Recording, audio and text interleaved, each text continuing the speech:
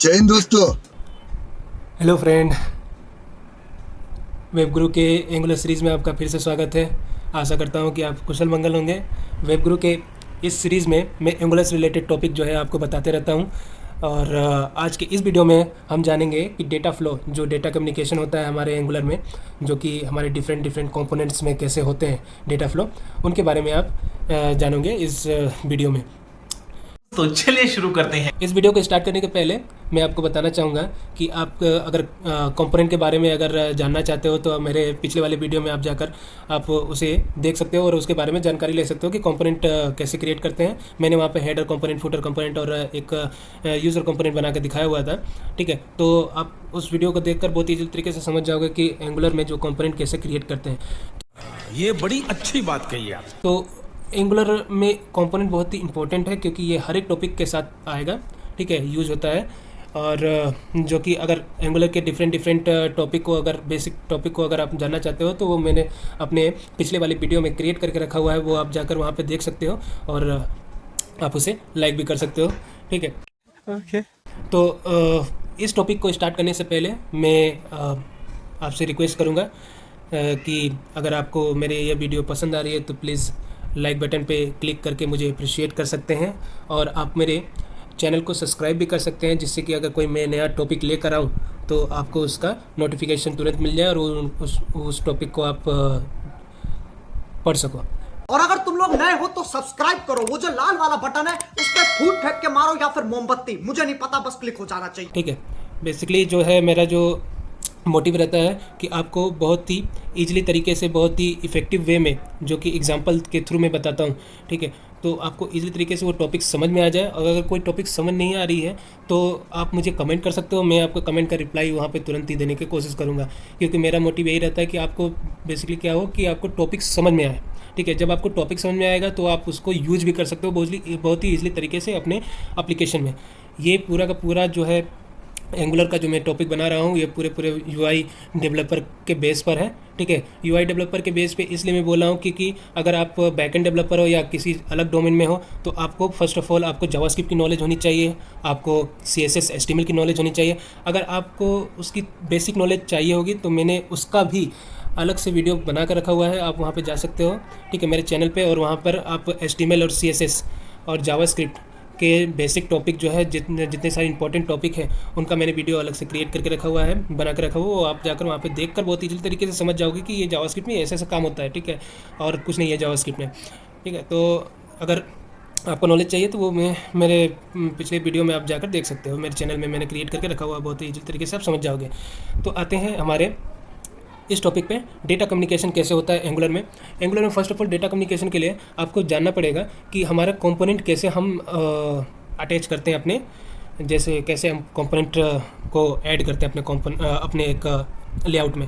ठीक है, तो मेरे पिछले वाले वीडियो में मैंने दिखाया हुआ था कि हेडर कैसे इंप्लीमेंट करते हैं, आप अलग अलग कंपोनेंट कैसे आप वहाँ पे इंप्लीमेंट कर सकते हो। ठीक है, तो उसके लिए कुछ नहीं करना, उसके लिए कमांड लाइन प्रॉम्प्ट है। ठीक है, हमारे पास जो CLI होता है एंगुलर का, उसमें जाकर आपको बस लिखना है कि ng जनरेट कंपोनेंट और कंपोनेंट का नाम, तो वो आपका ऑटोमेटिकली उस फोल्डर में आपको कंपोनेंट क्रिएट करके दे देगा और उस कंपोनेंट को आप बस कॉल करना है। कॉल कैसे करेंगे वो मैंने पिछले वाले वीडियो में समझाया हुआ है, आप इसी तरीके से समझ जाओगे।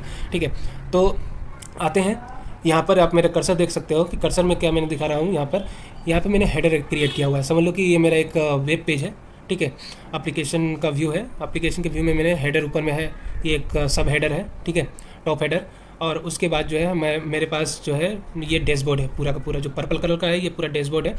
तो अब इसमें क्या है कि पेरेंट कंपोनेंट कौन सा है, चाइल्ड कंपोनेंट कौन सा है। ठीक है, बहुत लोग, बहुत ही जो नए नए डेवलपर होते हैं वो कंफ्यूज होते हैं कि यार पेरेंट कंपोनेंट क्या बोल रहे हैं, ये चाइल्ड कंपोनेंट क्यों बोल रहे हैं इसे।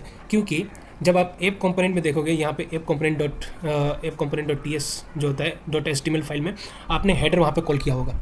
ठीक है, तो हेडर जब वहाँ पे आपने कॉल किया होगा तो वो जहाँ पे कॉल करते हैं वो कॉल वाला कंपोनेंट क्या हो जाता है, आपका चाइल्ड कंपोनेंट हो जाता है। ठीक है, और जहाँ पे आपने कॉल किया, जैसे ऐप कंपोनेंट में आपने कॉल किया है app dot component dot HTML में आपने अगर हेडर को कॉल किया है तो हेडर आपका चाइल्ड कंपोनेंट हो गया। उसी तरह जैसे ऐप कंपोनेंट में आपने हेडर ये डैशबोर्ड डॉट कंपोनेंट को आपने कॉल किया होगा तो वो क्या हो जाएगा, वो डैशबोर्ड पूरा का पूरा डैशबोर्ड जो है इस ऐप कंपोनेंट का ठीक है, चाइल्ड कंपोनेंट हो जाएगा। जैसे यहाँ पे आपने देख सकते हो, यहाँ पे मैंने लिखा हुआ है सेकंड चाइल्ड, ये सेकंड चाइल्ड डैशबोर्ड है और ये इसका फर्स्ट चाइल्ड है। ठीक है, फर्स्ट चाइल्ड जो है हेडर कंपोनेंट है। ठीक है, अब हेडर के अंदर अगर हम देखें, हेडर का जो कंपोनेंट है उसके अंदर आपने अगर गैलरी को कॉल किया होगा तो गैलरी क्या हो जाएगा, ये चाइल्ड कंपोनेंट किसका होगा, ये गैलरी। ठीक है, ये चाइल्ड कंपोनेंट होगा आपका इस पर्पल एरिया का। पर्पल एरिया क्या है, पर्पल एरिया आपका डैशबोर्ड डॉट कंपोनेंट है। ठीक है, तो ये होते हैं चाइल्ड कंपोनेंट। और ये चाइल्ड और ये गैलरी भी चाइल्ड टू चाइल्ड किसका है, चाइल्ड टू चाइल्ड है आपका पेरेंट कंपोनेंट का। ठीक है, यानी पेरेंट कंपोनेंट इसका ग्रैंडफादर हो गया और इसका फादर कौन सा हो गया, ये डैशबोर्ड, और गैलरी उसका हो गया चाइल्ड। ठीक है, तो ये रिलेशन आपको बहुत ही ज़्यादा जानने की ज़रूरत होती है इसमें जब हम डेटा कम्युनिकेशन करते हैं। क्योंकि अगर समझो कि अगर मैंने कोई API मैंने एक कंपोनेंट पे कॉल की हुई है, ठीक है, उसका डेटा मुझे सेंड करना है, उसका यूज़ भी करना है उस डेटा को इस गैलरी कंपोनेंट में, तो बहुत ही ईजिली तरीके से हम यूज़ कर सकते हैं डेटा कम्युनिकेशन के थ्रू। क्योंकि अगर एक रिलेशन होगा तभी हम उसका क्या कर सकते हैं कि डेटा को बता सकते हैं कि ये देखो, ये इसका ग्रैंडफादर में, इसका एक कंपोनेंट में इसका डेटा है और उसको मैं पास कर रहा हूँ डैशबोर्ड में, और डैशबोर्ड से आप इसको पास कर सकते हो अपने चाइल्ड में। डैशबोर्ड का चाइल्ड क्या है, गैलरी या परफॉर्मेंस में। ठीक है, तो ये सारे डेटा जो फ्लो हो रहे हैं वो आप कम्युनिकेशन के थ्रू भी बहुत ही अच्छे तरीके से कर सकते हो। अगर कोई कम्युनिकेशन नहीं है, अगर रिलेशन कोई नहीं है, तो उसका भी आप डेटा को कम्युनिकेट कर सकते हो सर्विसेज के थ्रू। ठीक है, या सिबलिंग है, अगर ये दोनों देखो, ये सिबलिंग है, ये दोनों पार्ट किसके हैं, ये डैशबोर्ड का पार्ट है, तो ये दोनों सिबलिंग है, तो इसका भी आप क्या कर सकते हो कि सर्विसेज के थ्रू आप जो है उस डेटा को कर सकते हो। अब कौन कौन से फीचर्स हैं एंगुलर में, क्या मतलब कौन सा जो है मेथड यूज़ करके हम इस डेटा को पास कर सकते हैं, तो उसके लिए हम आएंगे इस स्ट्रक्चर में। देखो कि आपका अगर कोई पेरेंट कंपोनेंट है, ठीक है, और उसका एक चाइल्ड है, उसमें अगर डेटा पास करना है तो पेरेंट कंपोनेंट को चाइल्ड में पास करने के लिए इनपुट ऑपरेटर का ज़रूरत होता है। ठीक है, और जो चाइल्ड कंपोनेंट है अगर उसको पेरेंट कंपोनेंट में पास करना है, जैसे क्लिक इवेंट है, क्लिक इवेंट में जैसे यहाँ पे आप देखो कि यहाँ पे मैंने एक क्लिक इवेंट लगा दिया, यहाँ पे एक बटन है। ठीक है, इस बटन के क्लिक करने पर यहाँ पे यूज़र डेटा, ठीक है, यूज़र डेटा में आपको +1 करना है, तो ये हो गया आपका चाइल्ड कंपोनेंट। ठीक है, और हमें यूज़र को भी अपडेट करना है, तो ये समझ लो कि ये पेरेंट कंपोनेंट है, तो ये क्या करेगा कि इवेंट इमीटर के थ्रू, यहाँ पे देख रहे हो इवेंट इमीटर क्या करता है कि इवेंट को इमिट करता है, मतलब कि इवेंट को आपको भेजता है। ठीक है, क्रिएट करके। तो इस आउटपुट इवेंट इमीटर से भी आप उसको क्या कर सकते हैं कि चाइल्ड से पेरेंट को डेटा को दे सकते हैं। ठीक है, और जो है आप एक कंपोनेंट से दूसरे कंपोनेंट में भी सिबलिंग में डेटा फ्लो कर सकते हैं उसका। तो उसका फ्लो करने के लिए आपको कुछ नहीं करना है कि केवल आपको पेरेंट को डेटा फ्लो करना है, और उस डेटा फ्लो में, ठीक है, जैसे इस कंपोनेंट से इस कंपोनेंट में डेटा पास करना है तो आप सर्विसेज का यूज़ कर सकते हो, कंपोनेंट टू कंपोनेंट जो सिबलिंग है। ठीक है, तो अगर, और मैंने जो बताया था कि कम्युनिकेशन अगर हो, ठीक है, कैसे भी कम्युनिकेशन बनाना हो तो सर्विसेज के थ्रू बना सकते हो। सर्विसेज बेसिकली क्या होता है कि एक कॉमन फंक्शन होता है जिसका हम यूज किसी भी कंपोनेंट में कर सकते हैं। ठीक है, अगर पेरेंट टू पेरेंट में करना है तो सर्विसेज का यूज़ कर सकते हैं, अगर इस पेरेंट से इस पेरेंट में करना है तो यहाँ पे एक सर्विसेज क्रिएट करो। ठीक है, उसमें डेटा असाइन करो, और जहाँ भी सब्सक्राइब करोगे, जैसे कंपोनेंट 3 में मुझे सब्सक्राइब करूँ तो वो जो पेरेंट कंपोनेंट में डेटा असाइन किया है, ठीक है, वो यहाँ पर शो हो जाए। तो इसके लिए पहले तो हमें जाना पड़ेगा कोड में, और आपको मैं ईजिली तरीके से वहाँ पर समझा पाऊँगा कि क्या होता है। ठीक है, तो चलते हैं अपने VS स्टूडियो में। मैं VS स्टूडियो ओपन करता हूँ। अरे टेंशन नहीं लेने का, अपन है ना। यहाँ पे देखिए VS स्टूडियो मेरा खुल गया है। ठीक है, और यहाँ पे जो मैंने बताया हुआ था कि फूटर कंपोनेंट मैंने पहले पिछले वाले वीडियो में बनाया था, एक मॉडल बना के आपको दिखाया था। ठीक है, तो आप में अगर इसके लिए अगर जानकारी चाहिए तो आप मेरे पिछले वाले वीडियो में जाकर आपको जानकारी मिल जाएगी। ठीक है, तो अब मैं रन करता हूँ अपने एप्लीकेशन को। ये थोड़ा समय लेगा रन करने के लिए। A few minutes later. आप देख सकते हैं कि यहाँ पर हमारा जो है एंगुलर एप्लीकेशन रन हो रहा है। अब यहाँ पे मैंने जो पिछले वाले एप्लीकेशन में डेटा बाइंडिंग बताया हुआ था वो उसका स्ट्रक्चर यहाँ पर है। और अब आते हैं, इसको पहले क्लोज कर दूँ, ये बैकग्राउंड में रन होते रहेगा। ठीक है, तो आते हैं हम पहले अपने ऐप कंपोनेंट में। ऐप कंपोनेंट में मैं दिखाता हूँ कि मैंने क्या क्या कॉल किया हुआ है। ठीक है, तो ऐप कंपोनेंट में मैंने हेडर कॉल किया हुआ है, तो हेडर अब क्या है, ऐप कंपोनेंट का चाइल्ड है। ठीक है, ये है चाइल्ड कंपोनेंट ऑफ ऐप। ठीक है, इसको कमेंट इस तरह से करते हैं, और पूरा का पूरा कमेंट हो रहा है।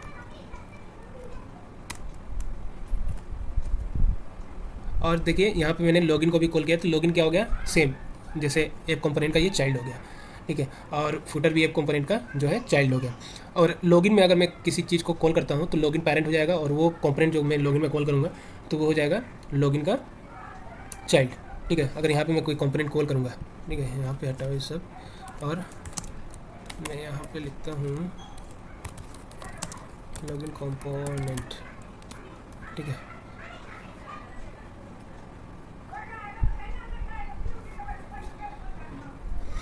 ठीक है, तो ये हमारा हेडर हो गया, ये है हमारा फुटर जो कि ऐप कंपोनेंट के अंदर आता है, तो ऐप कंपोनेंट का ये चाइल्ड हो गया, ठीक है। लॉगिन कंपोनेंट भी ऐप कंपोनेंट का आता है तो लॉगिन कंपोनेंट भी ऐप कंपोनेंट का चाइल्ड हो गया। अब जैसा है कि मुझे ऐप कंपोनेंट में कोई अगर डेटा है, समझ लो app component dot T S file कहाँ पर है, यहाँ पर है, ठीक है। अगर मेरा इस टाइटल को मैं पास करना चाहता हूँ, ये मेरा वैल्यू है, इस वैल्यू को मैं पास करना चाहता हूँ हेडर में, ठीक है, क्योंकि हेडर में भी मैं शो कराना चाहूँगा। तो वहाँ पर हम क्या करेंगे, पहले तो इसको बंद करते हैं, हेडर कंपोनेंट को ओपन करते हैं। हेडर कंपोनेंट के टीएस फाइल में हमें क्या करना है कि अब यहाँ पे ये नहीं चलेगा, अब हम लेंगे इनपुट। इनपुट आ रहा है मेरा पेरेंट से इनपुट क्या आ रहा है, टाइटल आ रहा है, और टाइटल किस फॉर्मेट में आएगा, स्ट्रिंग में, और अभी के लिए तो मैं ब्लैंक असाइन कर देता हूँ कि ये हो, ठीक है। और इस इनपुट को हम यहाँ से, ये इनपुट तो बाय डिफ़ॉल्ट है, तो इनपुट को यहाँ से हमारे पास है, ठीक है।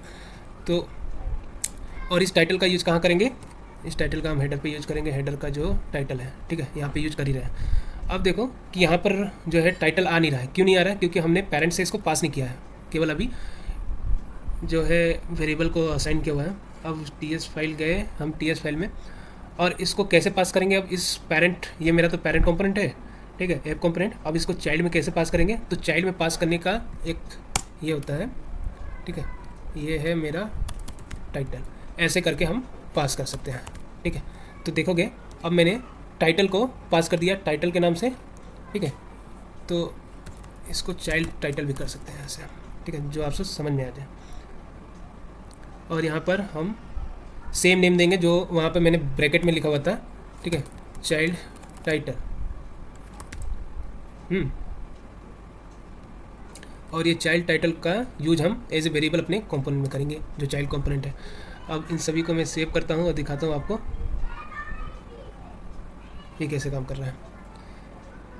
तो आप देख सकते हो, एक बार फिर से आपको रिपीट करता हूँ, ठीक है। यहाँ पे मैंने चाइल्ड में पेरेंट कंपोनेंट में टाइटल नाम का एक वेरिएबल लिया था, उस टाइटल को पास में कर रहा हूँ अपने, जहाँ पे चाइल्ड कंपोनेंट को कॉल कर रहा हूँ एज ए इस वेरिएबल के नाम से, चाइल्ड टाइटल के नाम से, ठीक है, और इसको असाइन कर दे रहा हूँ इसमें। और चाइल्ड टाइटल को मैं कहाँ पर इनपुट डिक्लेयर करूँगा, ये एक इनपुट है, पेरेंट से आ रहा है वैल्यू यहाँ पे, ठीक है। इनपुट के इंडिकेटर देखिए डेकोरेटर कर इनपुट डेकोरेटर से मैं इसको यहाँ पे असाइन कर रहा हूँ, और उस चाइल्ड टाइटल का एज ए वेरिएबल मैं अपने लेआउट में यूज़ कर रहा हूँ। तो आप देखोगे यहाँ पर देखो वेब गुरु आ रहा है टाइटल, यहाँ पर वो टाइटल शो हो रहा है, चाइल्ड टाइटल जो मैंने टाइटल वेरिएबल ऐप कंपोनेंट से लिया था। तो ये हो गया आपका पेरेंट टू चाइल्ड, ठीक है, ये पेरेंट टू चाइल्ड हो गया। अब चाइल्ड टू पेरेंट कैसे करेंगे, चाइल्ड टू पेरेंट जैसे हो गया कि फ्लो करने के लिए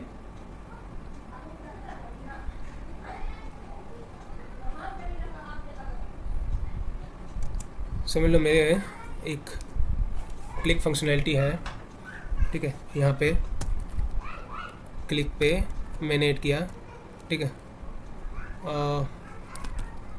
user count,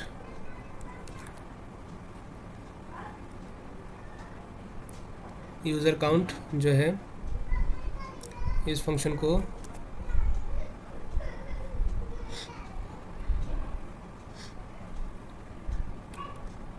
sorry child click,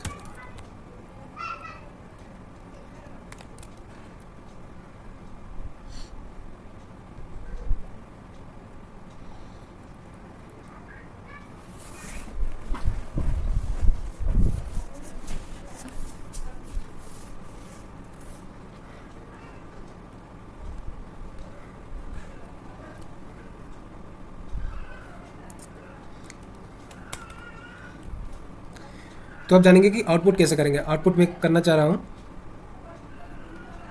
output क्यों करेंगे, आउटपुट जो है चाइल्ड से पेरेंट को वैल्यू सेंड करने के लिए पहले हम अपने चाइल्ड कंपोनेंट में जाएंगे। चाइल्ड कंपोनेंट हमारा क्या है, लॉगिन। ठीक है, हम लॉगिन पे कुछ करना चाह रहे हैं तो लॉगिन पे पहले तो यहाँ पर आएंगे। ठीक है, एक बटन लिखेंगे, क्योंकि चाइल्ड से आप कब करोगे, चाइल्ड से आप करोगे कि जब कोई बटन क्लिक हो तभी ना ट्रिगर करोगे डेटा पास। ठीक है, तो यहाँ पे मैंने एक बटन लिया है, बटन में है यूज़र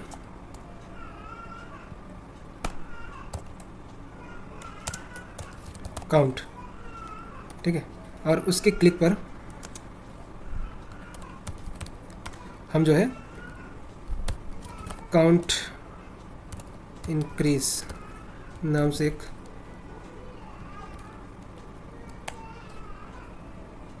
फंक्शन बनाएंगे। इसमें हम यूज़र के काउंट को इंक्रीज़ करेंगे। ठीक है, इंक्रीमेंट करेंगे। अब उस फंक्शन को यहाँ पर लिखेंगे और इसमें क्या करेंगे हम, जो कि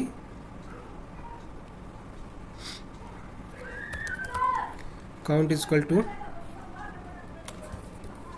नंबर, और अभी तो 0 शो करेंगे। ठीक है, और ये एक तरह का क्या हो गया, आउटपुट डेकोरेटर है।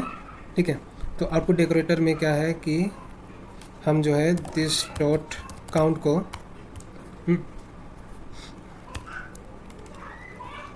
पहले तो यहाँ पर आउटपुट हो गया as a new event emitter.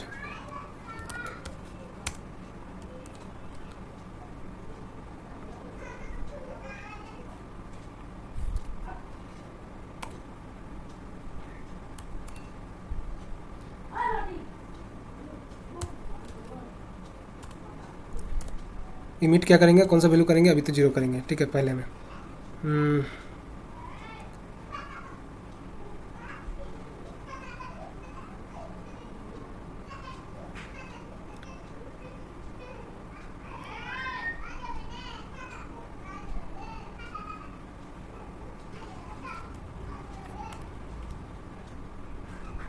और एक हम क्या करेंगे कि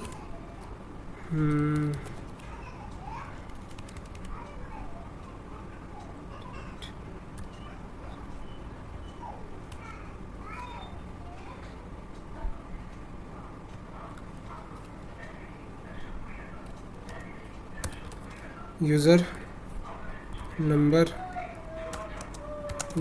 को यहाँ पे लिखेंगे और यूज़र नंबर का क्या करेंगे कि this dot user plus plus. ठीक है, इसको इमिट किया जाएगा इंक्रीमेंट करके।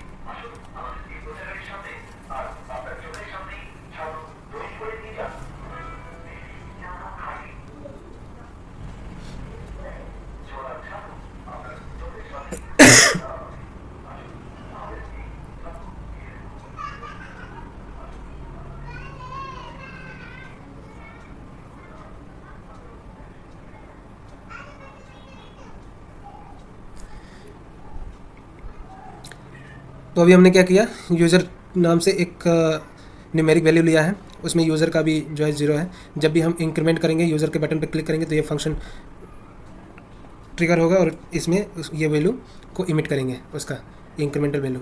ठीक है, और यूज़र कंपोनेंट को भी सेव कर लेंगे। अब आते हैं यहाँ पे, आपको यूज़र भी दिखा देते हैं, यूज़र कितना है, माई यूज़र। और जो है अब इसको पेरेंट पे कैसे पास कराएंगे, जो इवेंट हमने इमिट किया हुआ है पेरेंट पे जाएंगे तो यहाँ पे आपने देखोगे कि यहाँ पर काउंट नाम से आ जाएगा। ठीक है, जो आपने इमीटर लिखा हुआ है वहाँ पर, इमीटर का डेकोरेटर दिया हुआ है, उसका जो है यहाँ पर यूज़र वैल्यू, यूज़र डेटा के नाम से एक आएंगे और हम लेंगे इवेंट बहुत इंपॉर्टेंट है, इवेंट में ही आपका वैल्यू आएगा, जो वैल्यू हम वहाँ पे पास कर रहे हैं। और यूज़र डेटा को हम क्या करेंगे, फिर अपने यहाँ पर कंपोनेंट। ठीक है, और यहाँ पर उस फंक्शन को कॉल करवाएंगे और मेरा वैल्यू जो है यूज़र वैल्यू यहाँ पे आ रहा है जो इवेंट के थ्रू, और इसमें डेटा टाइप दे देंगे एनी करके। ठीक है, और यहाँ पर जो है पहले तो हम एक वेरिएबल लेंगे जिसको हम असाइन करेंगे उसमें पहले तो यूज़र यूज़र जो है नंबर, और इस यूज़र को दिस डॉट यूज़र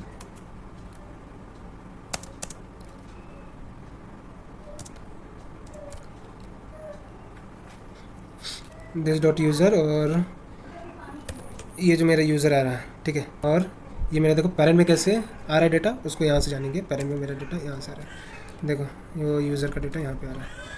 तो आते हैं अपने, पहले तो देखो यूज़र का डेटा 0 है, ठीक है। मेरा चाइल्ड कंपोनेंट में भी मेरा जो यूज़र का डेटा है वो 0 है, और पेरेंट कंपोनेंट में भी यूज़र का डेटा 0 है, जैसे हम देख सकते हैं।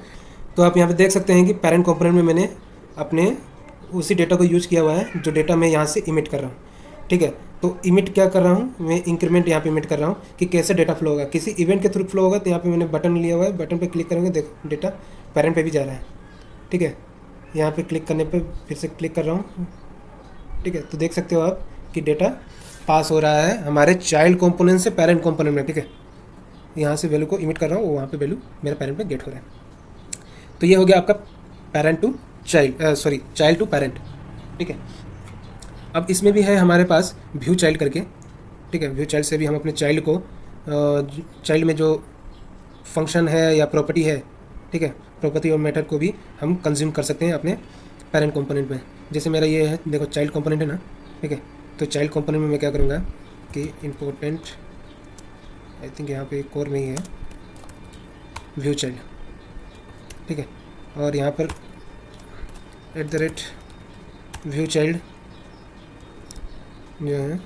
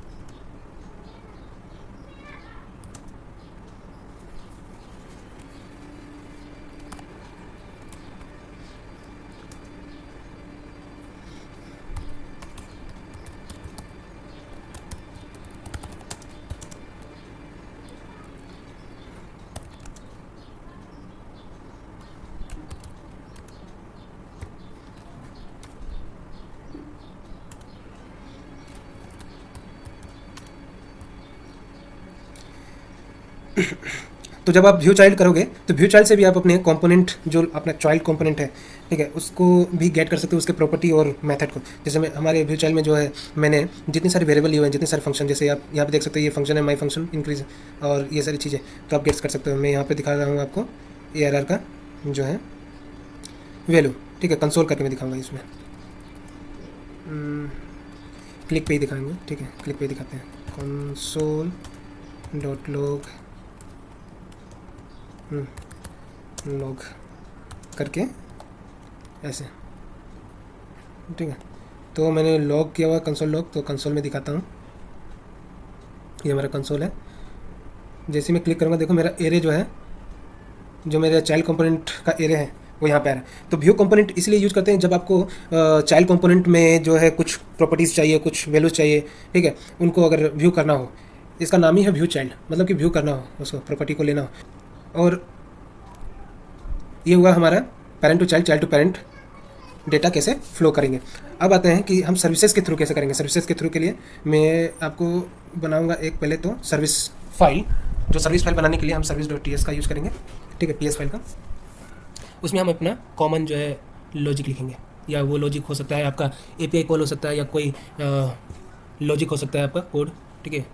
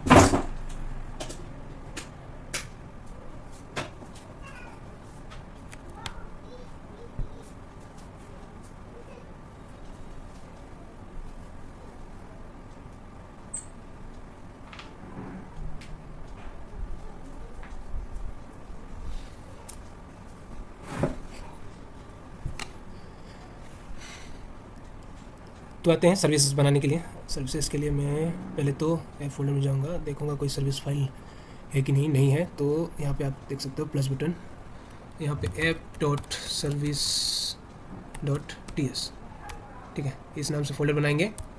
और सर्विस जो है क्या होता है कि कॉमन होता है, तो कॉमन के लिए इंजेक्टेबल एक कॉन्सेप्ट आता है एंगुलर में कि कहीं भी इंजेक्ट करके, इंजेक्ट मतलब उसको, ठीक है, इंजेक्ट करना मतलब बनाकर जो है पास करना, ठीक है। कैसे करेंगे वो है एंगुलर, पहले तो एंगुलर जो कोर से उसको इंजेक्टेबल को लेंगे, जो डेकोरेटर हमारा है, डेकोरेटर नेम इंजेक्टेबल @इंजेक्टेबल, और उसको क्या करेंगे प्रोवाइड इन, जो है प्रोवाइड इन रूट में प्रोवाइड कर देंगे। और फिर आएंगे हम अपने एक्सपोर्टेबल होगा वो क्लास ऐप सर्विस, ठीक है। अब यहाँ पे आप अपने सर्विस को लिख सकते हो, ठीक है। सर्विस में मैं एक फंक्शन लिखता हूँ नंबर इंट, ठीक है। सपोज करो मैंने एक सर्विस बनाया और ये रिटर्न करेगा एक वैल्यू को, ठीक है, एक वैल्यू को रिटर्न करेगा, जैसे हाय आई एम वेब गुरु,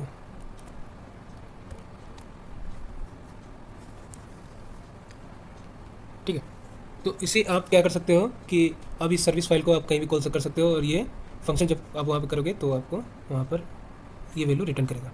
जैसे मुझे यहाँ पे करना है, हेडर में करना है, ठीक है। हेडर में करने के लिए अब आप कहीं किसी भी कंपोनेंट में इसको सर्विस को कॉल कर सकते हो, ठीक है। ये ऐसा कुछ नहीं है। फ्रॉम किस फाइल से कॉल करना है उस फाइल का नाम देंगे, app.service है ना, ये है हमारा फाइल, और ऐप सर्विसेज। अगर ये आपने सर्विस कॉल कर रहे हो कोई, तो उसके लिए आपको कंस्ट्रक्टर में पहले तो डिपेंडेंसी इंजेक्शन करना पड़ेगा। डिपेंडेंसी इंजेक्शन कैसे करते हैं, ठीक है। डिपेंडेंसी इंजेक्शन करने से क्या होता है कि सिंगलटन ऑब्जेक्ट बनता है, एक सिंगल ऑब्जेक्ट बनता है, ठीक है। तो उस ऑब्जेक्ट को आप लेकर आप अपना काम कर सकते हो। जैसे हर एक फाइल में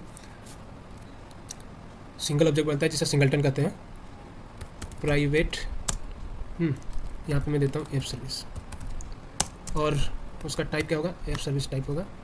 और यहाँ पे आप देख सकते हो कि this dot app services dot, मेरे पास इंट नंबर है, ठीक है। इसको मैं किसी वेरिएबल में असाइन कर देता हूँ यहाँ पर, ठीक है। समझो मेरे पास है कोई वेरिएबल का नाम बताओ, डेटा, ठीक है। इसका टाइप ही नहीं कर देते हैं। अब दिस डॉट डेटा में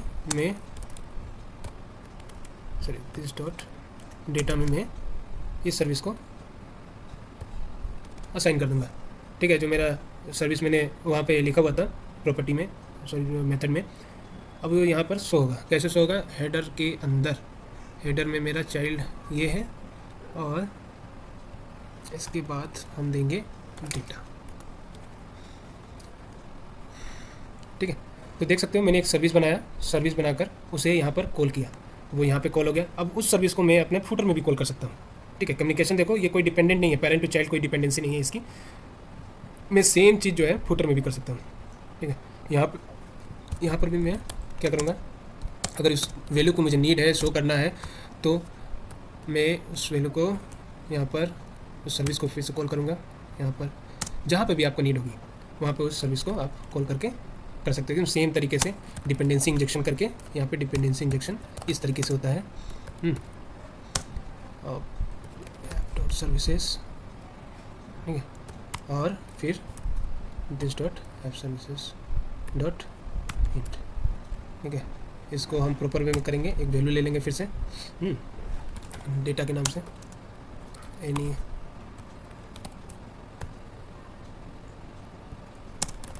दिस डॉट डेटा। एनी इसलिए डिक्लेयर कर रहा हूँ मैं क्योंकि अभी तो मैं स्ट्रिंग पास कर रहा हूँ, ठीक है। अगर फ्यूचर में मैं उसमें इंटीजर पास कर दूँ, ठीक है, तो ये कोड जो है ब्रेक नहीं होगा। एनी मतलब ये डेटा जो है कुछ भी सपोर्ट कर सकता है, कुछ भी डेटा टाइप, चाहे इंटीजर हो। अगर स्पेसिफिक डेटा टाइप आपको अगर पास करना है और यहाँ पे गेट करना है, उसके लिए रिस्ट्रिक्शन क्या होता है कि उसको नैरो कास्टिंग कर दो, ठीक है। कास्टिंग कर दो उसका, कास्टिंग में क्या कास्ट करोगे कि वो नंबर है, ठीक है, NUMB या स्ट्रिंग है, ठीक है। तो उससे क्या होगा कि ये जो है केवल स्ट्रिंग वैल्यू ही असाइन होगा उसमें। अगर कोई वैल्यू असाइन दूसरा वैल्यू असाइन करते हैं जैसे इंटीजर, तो वो इस एरर इंडिकेट करेगा वहाँ पर। अब इस डेटा को फुटर में भी हम पास करेंगे और देखेंगे ये फुटर में भी शो होगा। ठीक है, अब देखो यहाँ पे फुटर में भी शो हो रहा है ना। ठीक है, तो आप यहाँ पे देख सकते हो कि आपका हेडर में भी वो सर्विस मैंने कॉल करके उस वैल्यू को मैंने गेट किया हुआ है, फुटर में भी उस सर्विस को कॉल करके उसमें गेट किया हुआ है। कोई डिपेंडेंसी नहीं है, किसी भी रिलेशन को यहाँ पे फॉलो नहीं करना पड़ा मुझे। ईजिली तरीके से मैं सर्विस को कॉल कर रहा हूँ और वहाँ पे यूज़ कर रहा हूँ। ठीक है, और जब पेरेंट टू चाइल्ड रिलेशन अगर होगा तो वहाँ पे ईजिली तरीके से इनपुट और आउटपुट ऑपरेटर से हम अपने डेटा को कम्युनिकेट कर सकते हैं उन दोनों के बीच में कि डेटा फ्लो कैसे कराएं। ठीक है, वेब एप्लीकेशन में। तो ये हो गया हमारा डेटा कम्युनिकेशन का कॉन्सेप्ट। आई होप कि आपको ये कॉन्सेप्ट बहुत ही ईजिली तरीके से समझ में आ गया होगा एग्जाम्पल के थ्रू। और जो है कि अगर आपको मेरी वीडियो अभी भी पसंद आ रही है, अभी मेरे वीडियो को अभी भी देख रहे हो, तो मुझे लग रहा है कि आपको वीडियो बहुत ही पसंद आ रही है और आप मेरे चैनल को सब्सक्राइब कर सकते हो और इस वीडियो को लाइक भी कर सकते हो अप्रिशिएशन के लिए, क्योंकि इस वीडियो को बनाने के लिए बहुत ज़्यादा मेहनत होती है। मैं करीबन 12-1 बजे तक बैठकर इस वीडियो को बनाते रहता हूँ। ठीक है, आपके लिए कि आपको एंगुलर के सारे कॉन्सेप्ट को समझ में आ जाए और आप इजीली तरीके से अपने डेवलपमेंट में उसको यूज कर सको। तो मिलते हैं नेक्स्ट वीडियो में। आज के लिए इस वीडियो में हम विराम लेते हैं। Thank you.